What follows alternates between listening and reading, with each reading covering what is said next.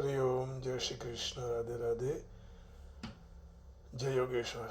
बंसीधरं तोत्रधरं नमामि मनोहरं मोहहरं च कृष्णं मालाधरं धर्मधुरं धरं च पार्थस्य सारथ्यकरं च देवं कर्तव्यदीक्षां च समध्वशिक्षां ज्ञानस्य भिक्षां शरणागतिं च ददाति गीता करुणाद्रभूता कृष्णेन गीता जगतो हिताय। कृष्णेन गीता जगतो हिताय। श्रीमद्भगवद गीता जी अध्याय 18 श्लोक 15।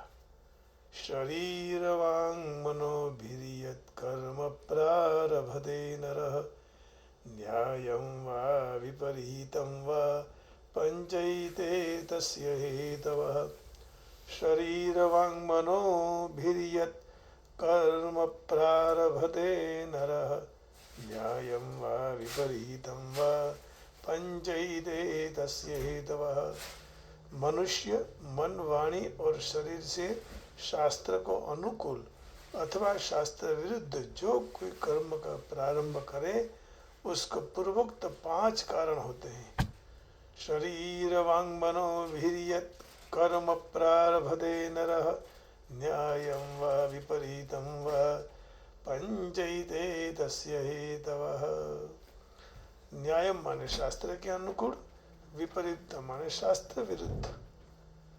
जो कोई कर्म करे उसके 5 कारण होते हैं। हाँ। शरीर वांग मन, these 5 are the contributory cause of whatever actions prescribed of prohibited man performs with the mind, speech and body. शरीर वांग मनोभिर्यत् कर्म प्रारभते नरः न्यायं वा विपरीतं वा पंचैते तस्य हेतवः। तो 5 कारण उसमें बताए। Whatever right or wrong action a man performs by body, mind or speech is caused by these 5 factors. अब देखिए, शरीर वांग मनोभिर्यत् कर्म प्रारभते नरः पंचैते तस्य हेतवः। पिछले 14वें श्लोक में कर्मों के होने में जो अधिष्ठान 5 कारण बताए हैं वही 5 कारण इसी पद में आ जाते हैं। जैसे शरीर पद में अधिष्ठान आ गया, वाक पद में बहिकरण और मन पद में अंतःकरण आ गया, नरह पद में कर्ता आ गया और प्रारभते पद में सारी इंद्रियों की चेष्टाएं आ गई। अब बात रही केवल दैव की, तो दैव अर्थात संस्कार के कारण जो होता है उसको दैव कहा जाता है। हाँ, संस्कार के बिना कुछ भी नहीं हो पाता। दैवम चैवात्र पंचमम, जब तक हम पर प्रभु कृपा न हो, दैव कृपा न हो, तब तक सफलता प्राप्त नहीं होती है। तो अब देखिए, ये बात तो आगे 14 श्लोक में कही गई, वो आ गई। शरीर पद में अधिष्ठान आया, वाग पद में बहिकरण, मन पद में अंतःकरण, नरह पद में कर्ता, प्रारब्ध पद में सारी चेष्टाएं आ गई।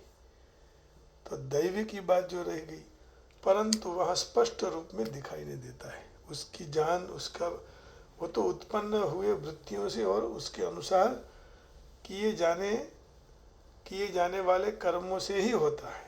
मनुष्य शरीर, वाणी और मन से जो कर्म कर आरंभ करता है, अर्थात कहीं शरीर की प्रधानता से, कहीं वाणी की प्रधानता से, कहीं मन की प्रधानता से कर्म करते हैं। चाहे न्याय शास्त्र विहित तो हो, चाहे विपरीत शास्त्र विरुद्ध हो, उसमें पूर्व श्लोक में आए हुए 5 कारण होते हैं।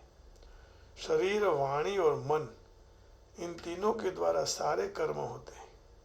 इसके द्वारा किए हुए कर्म से ही कायिक, वाचिक, मानसिक कर्म की संज्ञा दी जाती है। इन तीनों में शुद्ध अशुद्धि आने से, इन तीनों में अशुद्धि आने से, माने कायिक में अशुद्धि, वाचिक में अशुद्धि, मानसिक में अशुद्धि आने से बंधन होता है। इसलिए 17वें अध्याय के 14वें, 15वें और 16वें श्लोक में क्रमशः कायिक, वाचिक, मानसिक तप का वर्णन किया गया है। 17वां अध्याय का 14वां श्लोक है ना, देख लेते हैं कि शारीरिक, वांगमय तप कौन कौन है।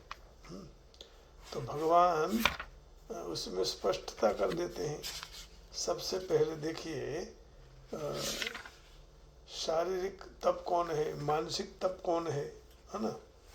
कौन से अध्याय में कहा? 17वें अध्याय में। तो 17वें अध्याय का 14वां श्लोक है, देवद्विज गुरु प्राज्ञ पूजनम शौचमार्जवम ब्रह्मचर्य महिंसा च शारीरम तप उच्यते। देव, ब्राह्मण, गुरुजन और जीवन मुक्त महापुरुष का यथा योग्य पूजन करना, पवित्रता, सरलता, ब्रह्मचर्य का पालन करना और हिंसा नहीं करना शरीर संबंधी तप कहा गया है। अब कहे कौन सा कहेंगे फिर? अनुद्वेगकरं वाक्यं सत्यं प्रियहितं च यत् स्वाध्यायाभ्यसनं चैव वाङ्मयं तप उच्यते। जो कोई भी दुखी न करने वाली सत्य और प्रिय हितकारक वाणी है, उसे स्वाध्याय और अभ्यास, नाम जप भी वाणी संबंधी तप कहा जाता है। मन प्रसाद सौम्यत्वं सौम्यत्वं मौनमात्म विनिग्रह भाव संशुद्धिरित्येतत् तपो मानसमुच्यते। मन की प्रसन्नता, शांत भाव, मननशीलता, मन का निग्रह, अच्छी तरह से पवित्रता, ऐसा प्रकार का मन का तप कहा गया है। तो ये 3 प्रकार के कायिक, वाचिक, मानसिक पद की चर्चा हो गई। तो तात्पर्य यही हुआ कि शरीर, वाणी और मन से कोई भी शास्त्र निषिद्ध कर्म न करने आवे, मात्र शास्त्र विहित कायम कर्म करने में आवे तो वह तप हो जाता है। इसलिए 17वें अध्याय के 17वें श्लोक में कहा बताया, अफलाकांक्षिभिर्युक्तः। 17वें अध्याय के 17वें श्लोक में श्रद्धया परया तप्तं तपस्तत्त्रिविधं नरैः अफलाकांक्षिभिर्युक्तैः सात्विकं परिचक्षते। परम श्रद्धा से युक्त फल की इच्छा रहित मनुष्य के द्वारा 3 प्रकार शरीर, वाणी और मन का तप किया जाता है, उसको सात्विक तप कहते हैं। तो निष्काम भाव से किया हुआ तप सात्विक तप कहा गया है। सात्विक तप बंधन करता नहीं है, परंतु मुक्ति देने वाला है। परंतु राजस और तामस तप बंधन करने वाला है। इस शरीर, वाणी आदि अपने समझकर अपने लिए कर्म करने से उसमें अशुद्धि आ जाती है। इसलिए उनको शुद्ध किए बिना केवल विचार से बुद्धि के द्वारा सांख्य सिद्धांत की बातों तो समझ में आवे, परंतु कर्म के साथ मेरा किंचित मात्र संबंध नहीं, ऐसा स्पष्ट बोध नहीं हो सकता। इसलिए इसी स्थिति में साधक शरीर आदि को अपने न समझे और अपने लिए कोई भी कर्म न करे। यदि शरीर आदि बहुत तो फिर जल्दी शुद्ध हो जाते हैं, अपने लिए न करे तो।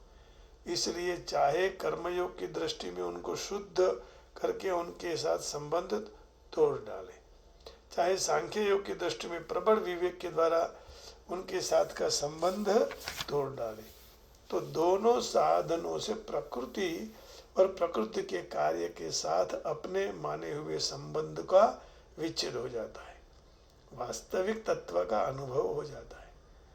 जो समष्टि शक्ति से संसार मात्र की क्रियाएं होती है, तो हरिओम, समष्ट शक्ति से व्यष्टि शरीर की क्रियाओं भी स्वाभाविक होती है।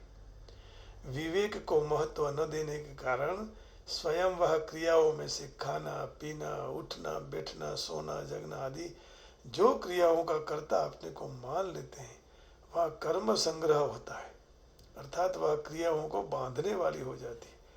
परंतु जहाँ अपने को कर्ता नहीं मानता, वहाँ तो केवल क्रिया मात्र होती है।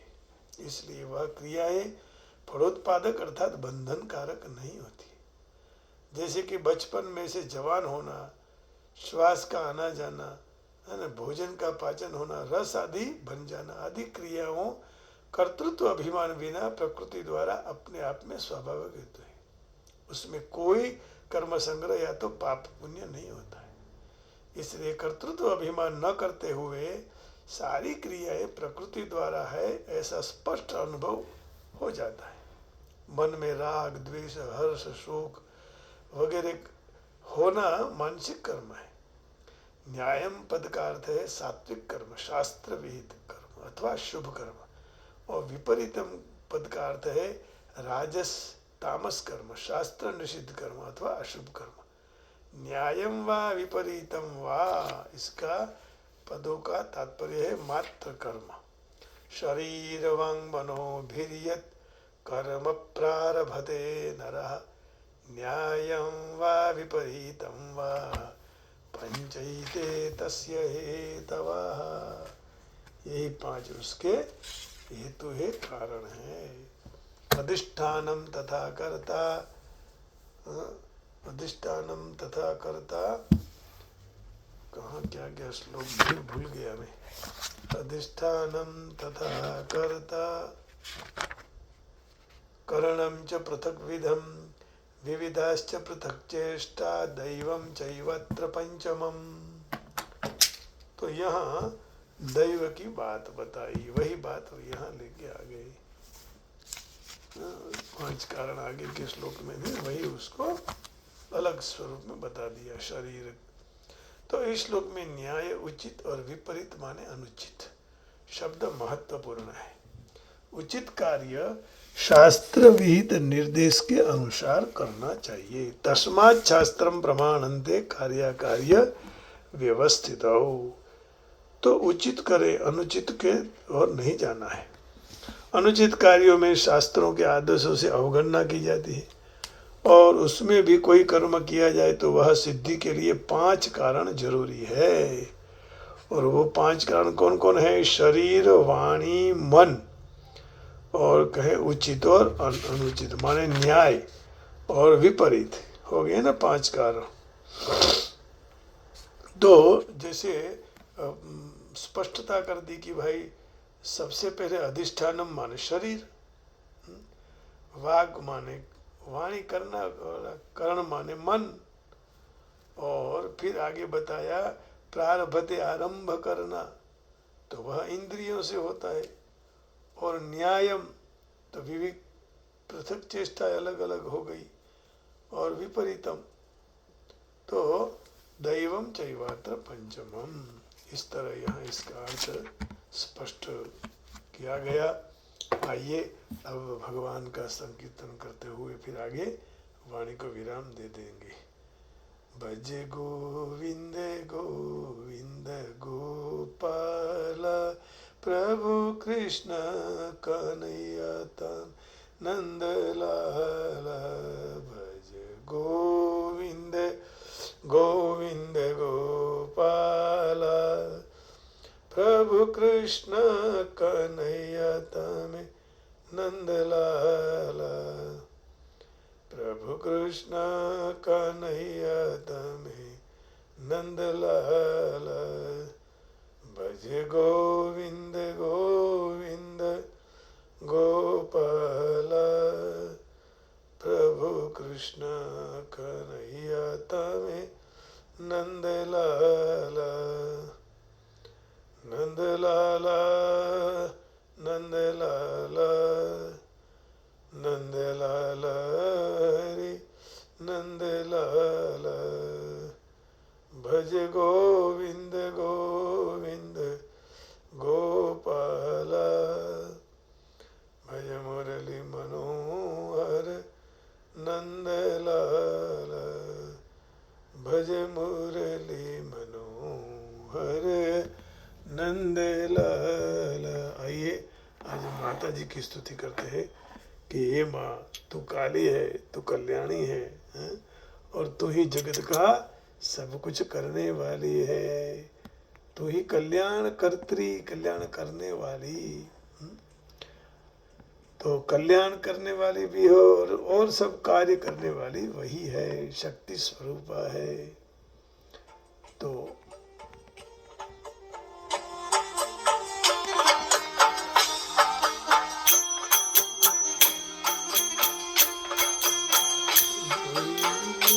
कल्याणी रे